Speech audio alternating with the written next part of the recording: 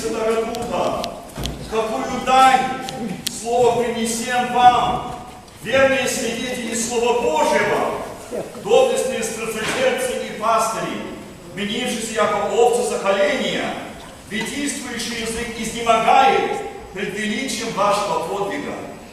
Ваши язвы, подобно множеству отверстых уст, сами вещают о вашем терпении. Ваша кровь говорит лучше, чем кровь Авеля. Вы сами служите нашей похвалой. В нас, в вас и через вас мы приносим жертву благодарения Господу, всегда победителю нас творящему о Христе Иисусе. Среди великого испытания, скорбями мы преизобилуем ради вас радостью и восклицаем вместе со святителем Златоустом: благословен Бог, и в наш век произросли мученики, и мы удостоились видеть людей, заколаемых за Христа, людей, проливающих святую кровь, которая орошает всю церковь.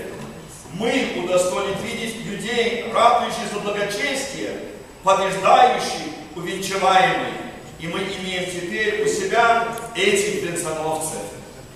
Эти слова хвалебные от похвального слова зарубежного нашего святителя, митрополита Анастасия, говорит о важности и величии подвига новомучеников и исповедников российских от лица очевидца, человека, который все это сам пережил, видал эти ужасы перед своими глазами. Митрополит Анастасий же был и организовал этот первый российский собор, на котором опять-таки воздвигнули патриарха Всероссийского первый раз за 300 лет над Русью. И в этот момент, когда был такой взлет церкви на Руси, появилось такое страшное гонение наподобие того, что произошло, как только апостольская церковь была устроена после Вознесения Господня. И действительно, новые Нероны, новые Диоклетиане начали такое порабощение церкви, святыни и угодников Божиих, что прямо уму непостижимо. Действительно, если подумать об этом, как кровь орошает церковь Божию, как говорит святитель, орошает, то есть как? Бывает, когда лесной пожар уничтожается весь лес, ничего не остается. А после этого возрастает новое, крепче и лучше. И вот действительно бывает так, и среди человечества Господь посылает нам такие горькие напоминания о нашей смертельности, о зле в мире всем и о нужде, в том, что мы нуждаемся именно в Божьем Слове, в Его истине, в благодати, в покровительстве. Святитель Иоанн Златоуст как раз радуется о том, что появились мученики, что они есть среди нас. Почему?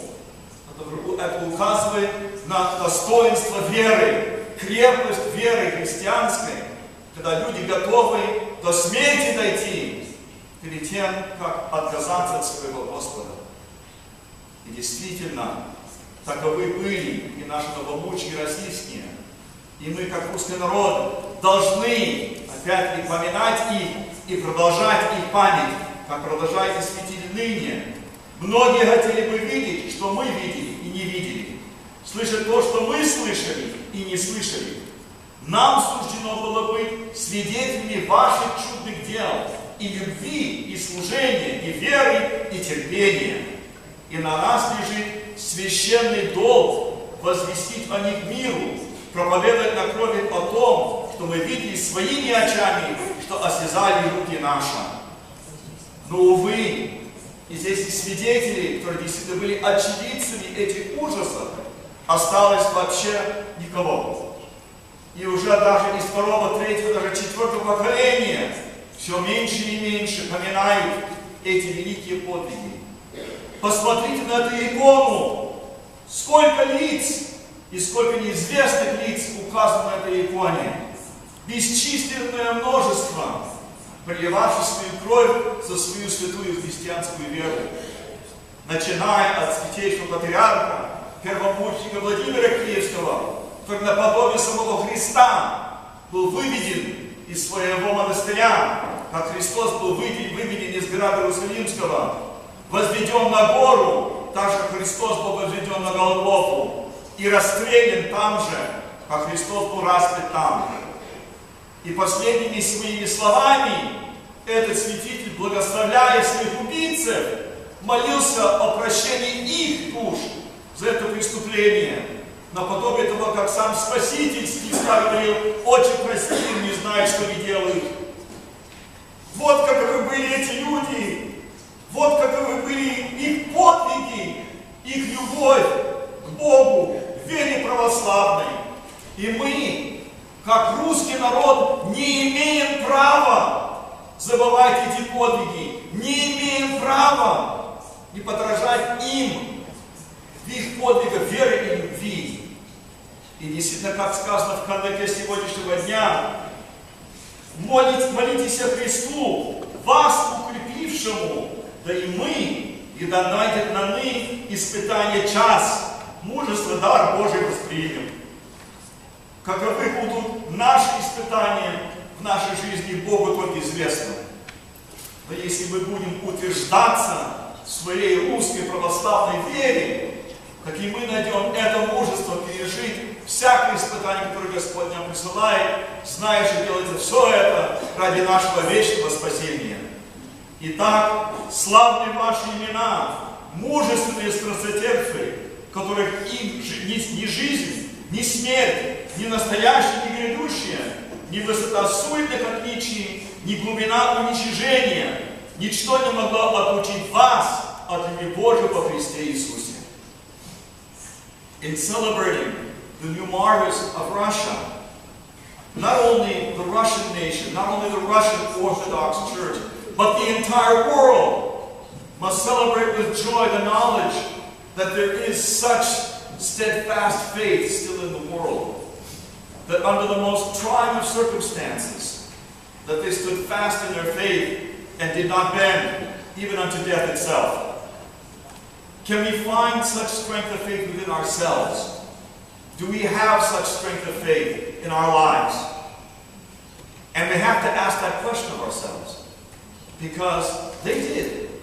And we must look at their example and do the best we can to follow it. There are modern day cults today that begin to prophesy that the end of the world is upon us and so forth. And indeed it may be. But are we prepared for that? In whichever way it may come. Indeed, when the church was destroyed, when the saints of the church were murdered, priests crucified on the royal doors of their own churches, and countless millions of innocents martyred for the sake of Christ's name, wouldn't that be the end of the world? And yet it was not. And they survived it. And not only did the nation survive, but it now is undergoing a rebirth that is incomparable. It reminds us of the days of how St. Vladimir first baptized Holy Russia over a millennium ago. And indeed how the church began to flourish and blossom throughout all of Russia. And now that blossoming takes place not only in Russia, but throughout the entire world. And in fact, thanks to the Russian Orthodox Church, because were it not for the horrors of the 20th century, the Russian Orthodox Church would not have been spread throughout the free world.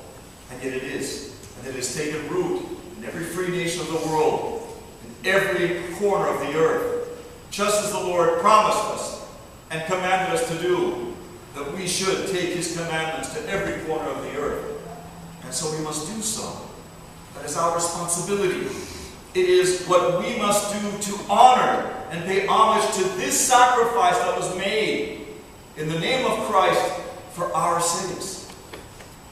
And it is indeed reminiscent of the time of Christ Himself. For indeed the persecutions, as we've said just very recently, began from the moment Christ was born. Persecuted by Herod, thousands of innocents were murdered in His name. And from that point on, when the apostolic church was established, for 300 years, Rome persecuted the church. And for the centuries that followed, the persecutions never ended. And yet nothing not these persecutions, not these sorrows, not even death itself could separate these people from the love of Christ. And this is the example to which we are called. Because indeed, there are new persecutions. Maybe not yet of a physical sort, but certainly of a spiritual sort. We see it throughout the world. We see it in our schools. We see it in our society. We see it everywhere we look, how people turn away from God. And so let us indeed be strong in our faith and not fear a ridicule of someone. Or that someone will look at us and say, oh, you believe in God. Well, you're old-fashioned, you're foolish. No. Stand fast in that faith. Defend it in the knowledge that God is with us. For Christ himself said, do not be afraid of those who will destroy the body, because they cannot destroy the soul.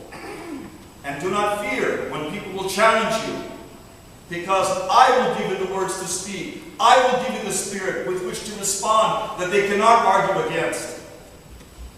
And so let us not be fearful of anyone who criticizes us, or persecutes us, or even threatens us. Because God is with us. And because of that, that is our strength, that is our hope, that is our future, that is our life. And if we have that knowledge strongly ensconced within ourselves, then that faith will flourish within us as well. And we too can glorify their sacrifice to the lives we lead this life. Amen.